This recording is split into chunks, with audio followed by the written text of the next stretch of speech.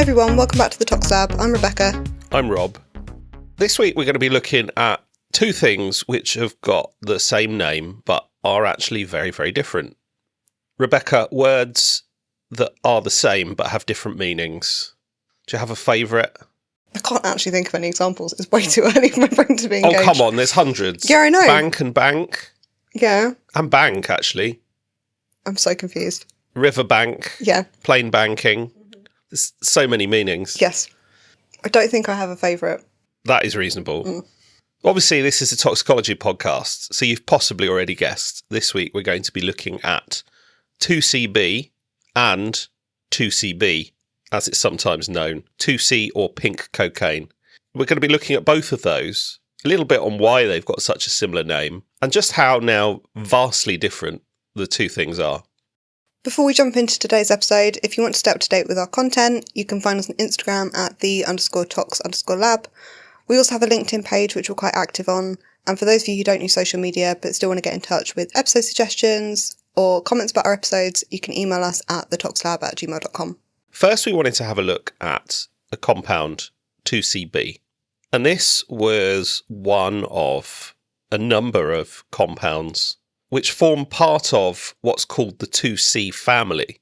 A 2C-B was actually first synthesised in 1974 by Alexander Shulgin. He's a very famous Californian chemist who synthesised a very large number of novel drugs back in the 70s. And we haven't done an episode about him yet, but I feel like we should definitely put him on the list, actually. Similar to when we talked about Albert Hofmann, Shulgin really is a character that has shaped the drug landscape over the years. And its full name is 4-bromo-2,5-dimethoxyphenethylamine. Proper mouthful. And Shulgin synthesised this compound. He tested it on himself. And he reported at lower doses, enhanced tactile sensation, mild euphoria. And at higher doses, it caused psychedelic visuals, altered thinking. So it was considered similar to a drug like MDMA. And it actually went under the radar for quite a few years after these initial experiments. And fun fact, I've only learnt this morning, actually. In the 80s and the 90s, it was actually sold legally as a pleasure enhancer for couples. Oh. You could go and buy it from the shops in this discreet little packaging, particularly available in the Netherlands and Germany, I'm told. Nice. But it did then spread into rave culture, particularly people taking higher doses, moved into the scene after MDMA was banned. And then in 1995, the drug was eventually scheduled in the US, banned across Europe, and the UN recommended global control in 2001. And from that point, it moved from what was a grey market scene to entirely black market. And it emerged in the 2000s as a research chemical or an alternative to MDMA. And it is still found occasionally in samples submitted to drug checking services. But it has actually become a relatively rare compound, not something we see an awful lot of. We have managed to find a paper where they looked at some of the toxic effects of people attending hospital following 2C-B use. So, Rebecca, why don't you take us through this paper?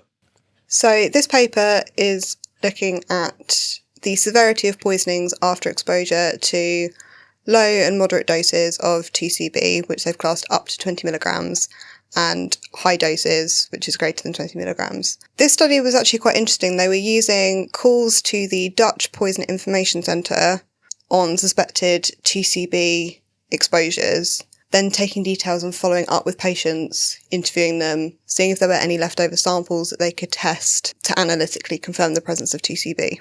So this study covers the period between January 2016 and December 2018, and 59 patients met the study criteria, and follow-up was successful in 32 cases. For 11 of these cases, both the patient and the physician were interviewed.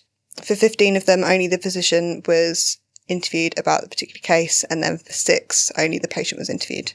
And the median time between exposure and follow-up was about 8 days. In this cohort, 81% were male with a median age of 22 years. 84% of exposures were oral. There were 2 cases where the individuals had smoked Tucibi and 1 case where they'd snorted it. 84% of them involved the use of tablets, and on average people were taking about 2. Powders were used in 13 cases, and the median dose of 2C-B was estimated to be about 35 milligrams.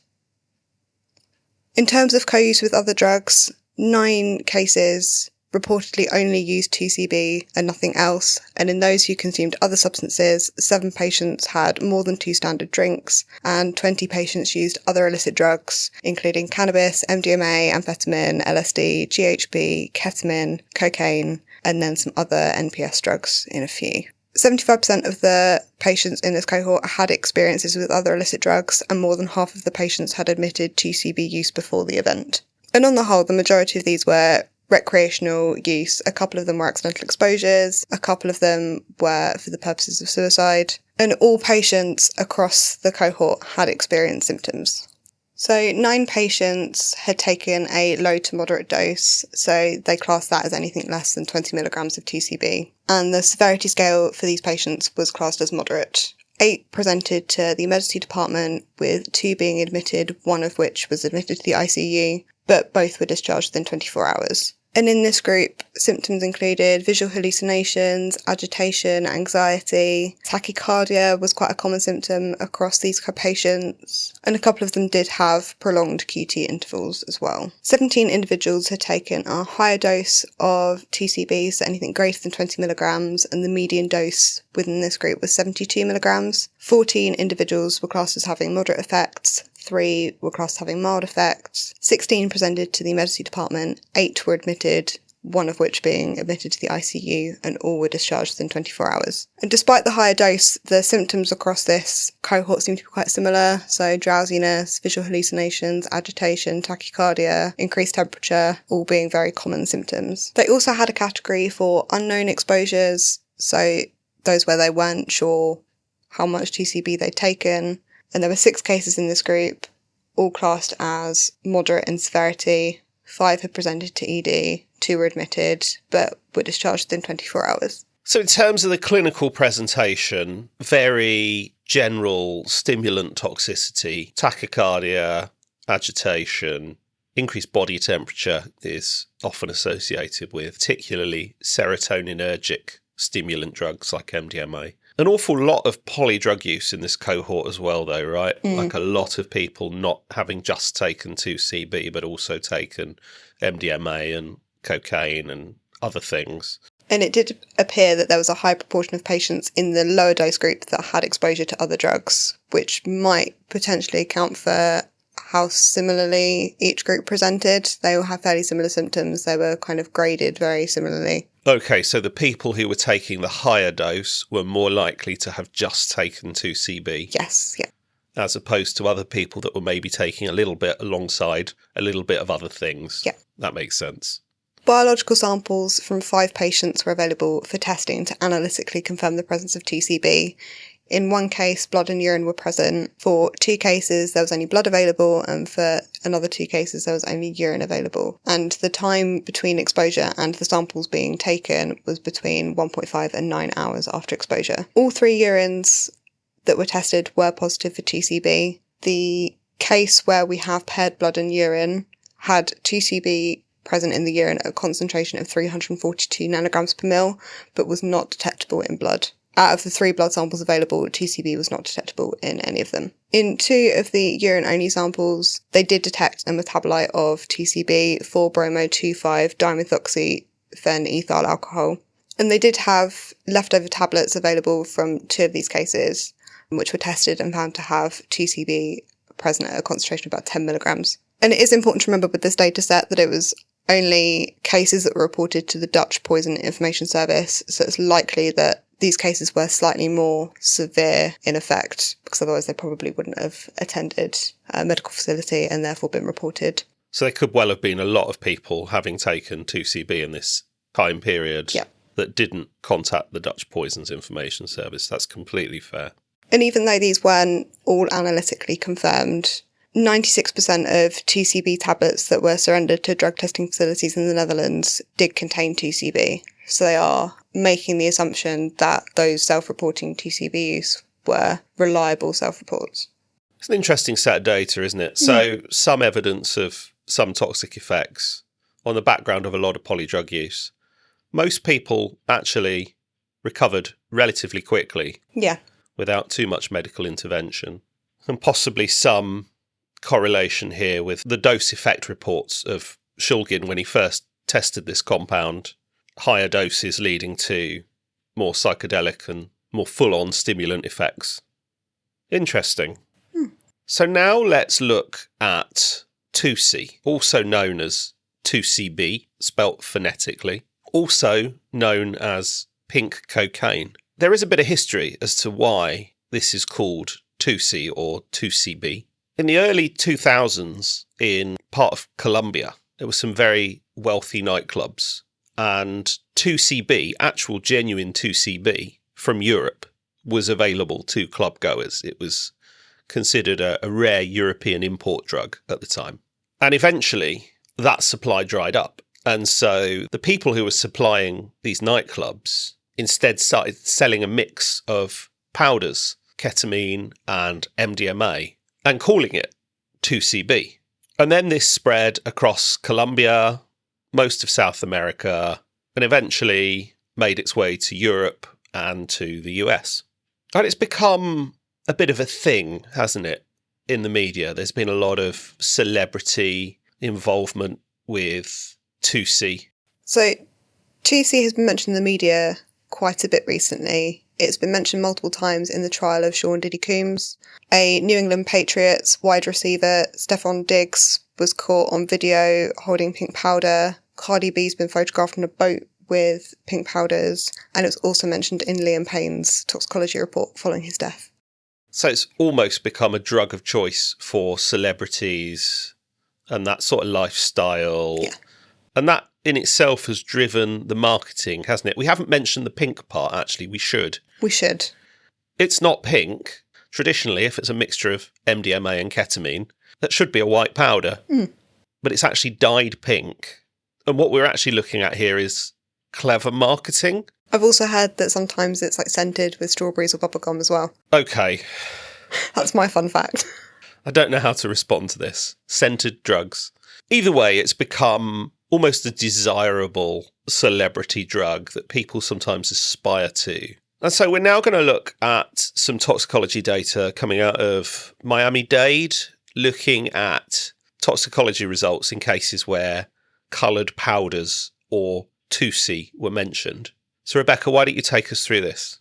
So as Rob said, this is a series of postmortem cases out of the Miami-Dade Medical Examiner Toxicology Lab, and these cases are from January 2009 to October 2024. To kind of narrow down these cases, they were reviewed for the presence of ketamine and then reference to the use of or presence of coloured Tusi powder in the case history, the law enforcement report, or scene photos. Across this time period, 296 cases were positive for ketamine. Up to about 2017, they were seeing less than 10 cases a year involving ketamine, and then that's increased from 15 being positive in 2017 to 68 being positive in 2023. And it's important to note that medically administered ketamine remained consistent throughout this time period at about 25% of all of their ketamine positive cases. So out of the 296 positive ketamine cases, 8 involved the ingestion of a coloured powder referred to as 2C or pink cocaine. Powders were tested using GCMS, and some cases had multiple powders present at the scene, so 14 in total were tested. Most were light or bright pink, but I think there were a couple that were more purple in colour. They were often strawberry or bubblegum scented. And in terms of the drugs found in these powders, ketamine was found in all. Ketamine precursor A was found in about 8 out of the 14 cases. And MDMA was also quite a common drug found within these and was found in 12 cases. Additional drugs that were found in these powders included MDA, methamphetamine, cocaine, caffeine, oxycodone, alprazolam, loratadine, and diphenhydramine. 3 powders contained ketamine and MDMA only, and 2 powders were ketamine positive but did not have MDMA in them. So one of these was ketamine, deschloroketamine, cocaine and eutalone, and the other was ketamine and MDA. And it's important to note that 2C-B was not found in any of these cases. So across the 8 cases, ketamine and MDMA were quantitated in the blood sample. So ketamine was found at concentration ranging between 0.38 and 8.8 milligrams per litre. Its metabolite norketamine was found at concentrations ranging from 0.16 6 milligrams per litre to 3 milligrams per litre, and MDMA was present at a concentration of 0.096 milligrams per litre to 3 milligrams per litre, and MDA was present at less than 0.01 to 0.265 milligrams per litre. Quite a range of different drugs in those cases, isn't there? Some of which the ketamine is erring on the side where you might think it might have played a significant role. On the other hand, sometimes it was the MDMA veering towards the fatal end of the range. So we do have case details from these 8 cases. 5 of these cases were ruled as accidental deaths and 3 of these cases were ruled as suicides. So one of these cases involved a 35-year-old male who was known to abuse drugs. He was observed partying and using LSD, ketamine and fentanyl. After returning home, he experienced shortness of breath and then became unconscious, and a small clear bag of pink powder was found at the scene.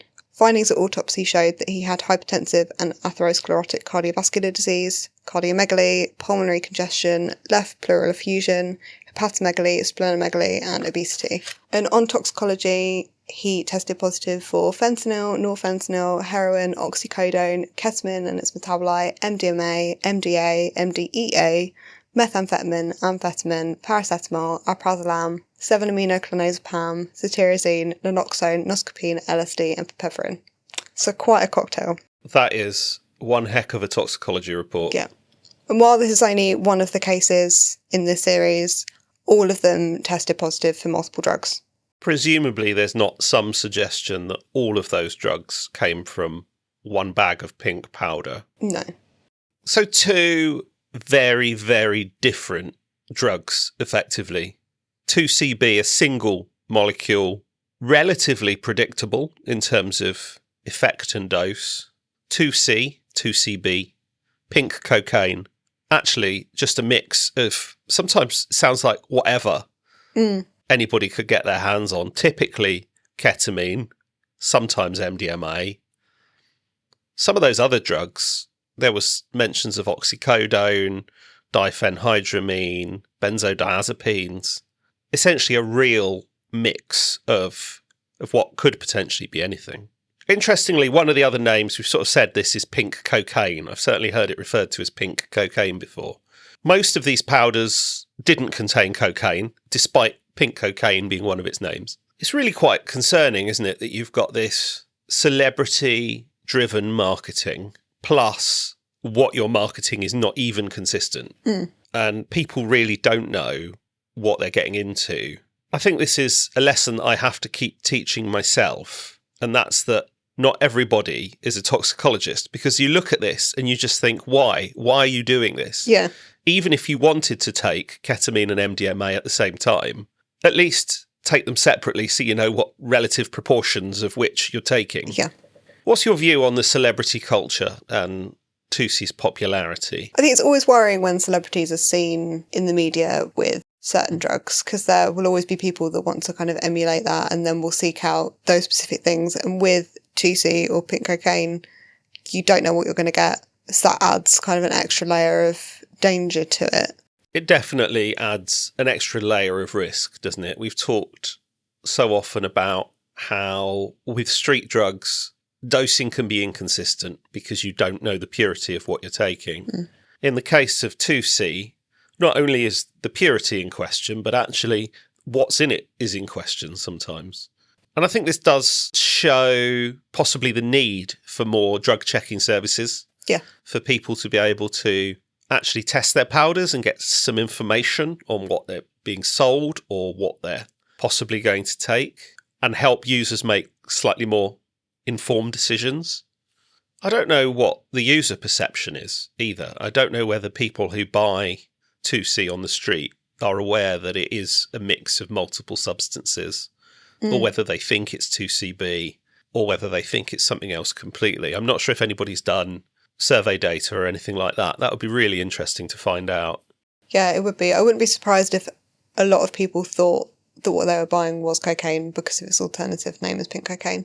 Very different effect profile though, right? Taking ketamine and MDMA compared to taking cocaine. Yeah, but if you think you're buying something called pink cocaine, chances are you think you're going to get some cocaine in it. That is fair, yeah. I guess one question, and this is possibly a bit out there, as toxicologists, and we do our toxicology analysis and we write our toxicology report, and we report ketamine and we report MDMA, do we need to be thinking more in terms of products rather than just chemicals? Are we missing public health nuance in just reporting the presence of ketamine and MDMA?